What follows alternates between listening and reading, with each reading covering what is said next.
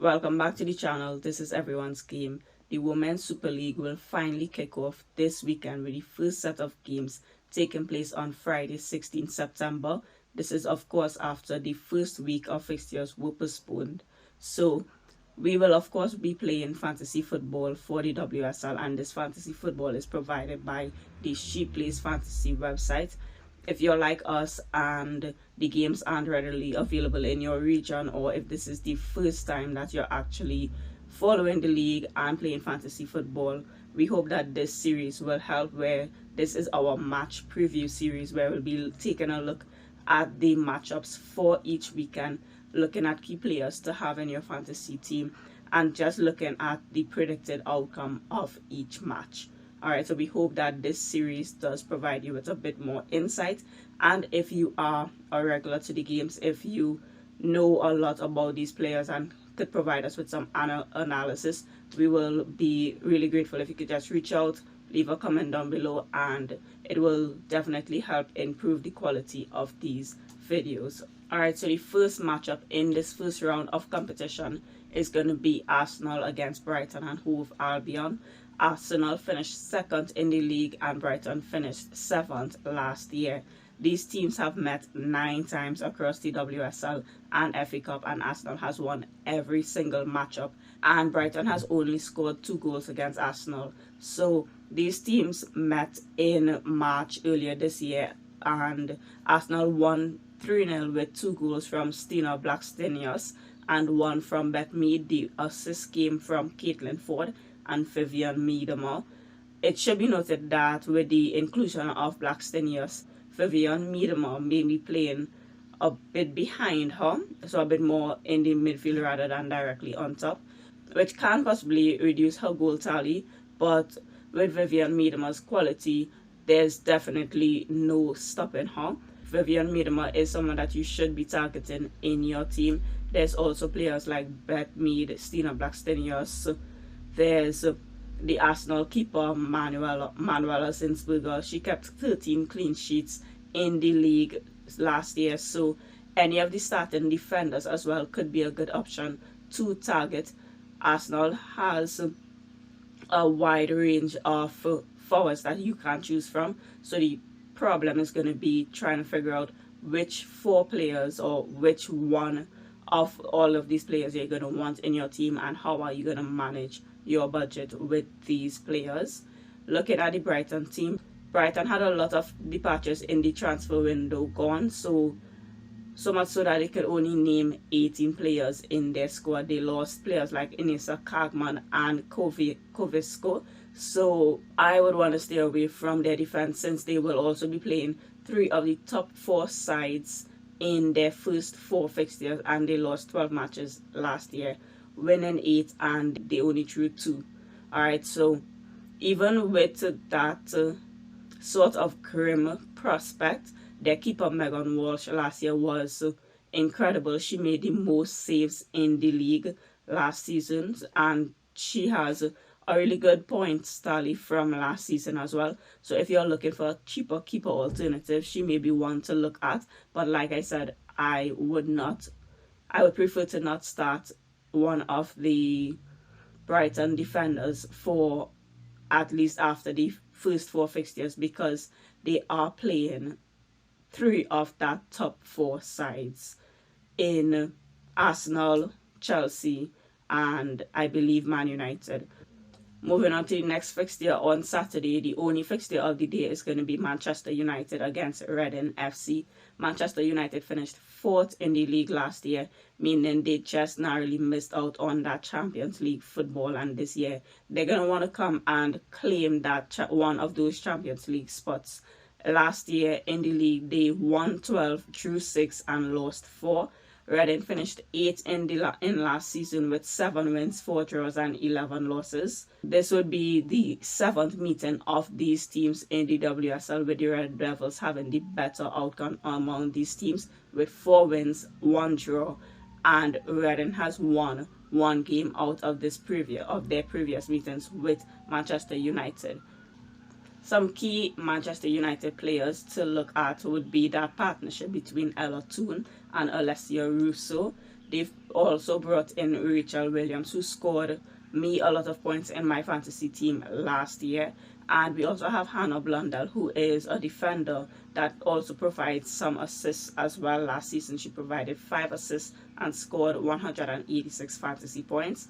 Ona Battle as well is another good defensive option for Manchester United. And Manchester United has a star keeper in Mary Earps. Mary Earps went through that Women's Euro tournament. She won the tournament, and she is Manchester United's starting keeper. She's gonna be priced highly in this game, so you have to look for how you can bring in these quality players while balancing your budget, keeping in mind that you could only have up to 4 players in the same team. For Reading, there's Natasha Dorey, who was their top scorer last year in the WSL with 6 goals.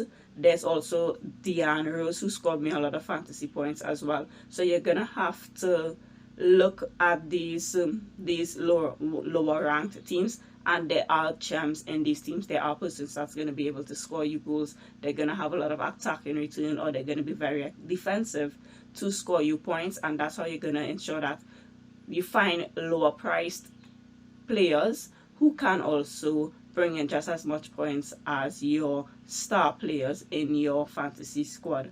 On Sunday, the 4 remaining fixtures will be played. The first one that we'll look at is Aston Villa against Manchester City. Aston Villa finished 9th in the league, winning 6 games, drawing 3 and losing 13, while Manchester United finished 3rd, securing that final Champions League spot with 15 wins, 2 draws and 5 losses. In the 5 previous matchups against Man City and Aston Villa, Man City has won every single fixture between these two sides. However, Manchester City has gone through a player drain of sorts during the past transfer window. A lot of their players left, including their entire starting midfield.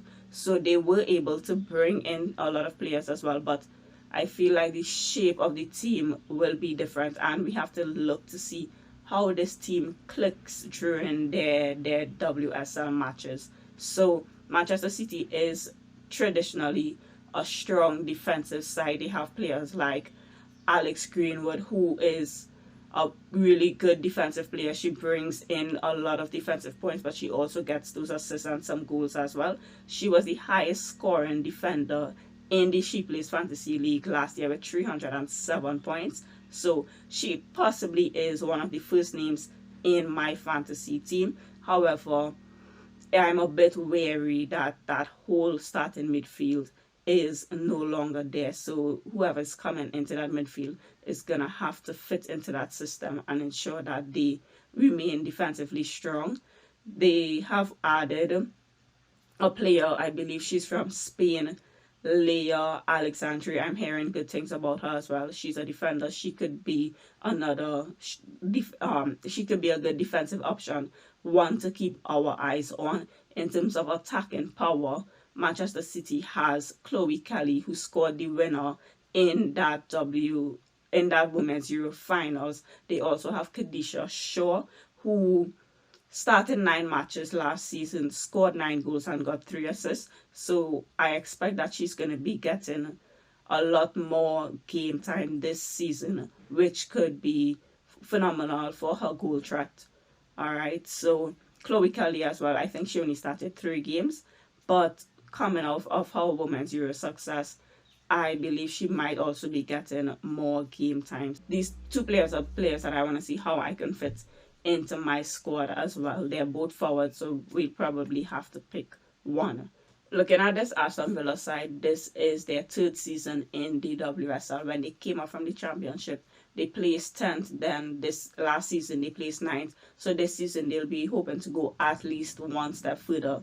They've been climbing up that league table, so let's see what they can accomplish this year. Over the summer, they made some brilliant signings. They brought in the likes of Rachel Daly. They also brought in Kenta Daly from Everton. Rachel Daly is a really good signing. She can be played in different positions.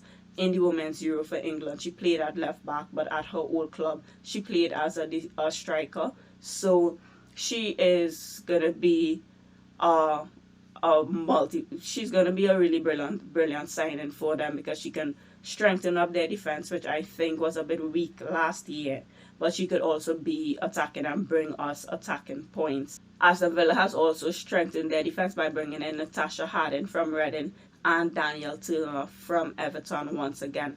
Alright, Aston Villa is set to play Manchester City, Leicester, West Ham, Everton, and Chelsea in their first 5 games. The only fixtures that strike me as going to be extremely difficult is that Man City as well as Chelsea fixture. But other than that, the other teams are where these mid-table teams are going to want to get their points. You have the top 4. You're going to have to go against these top 4 teams and hopefully minimize your losses. But against those Evertons, your Leicester, your sort of mid-table teams, they're going to have to fight it out and get points again.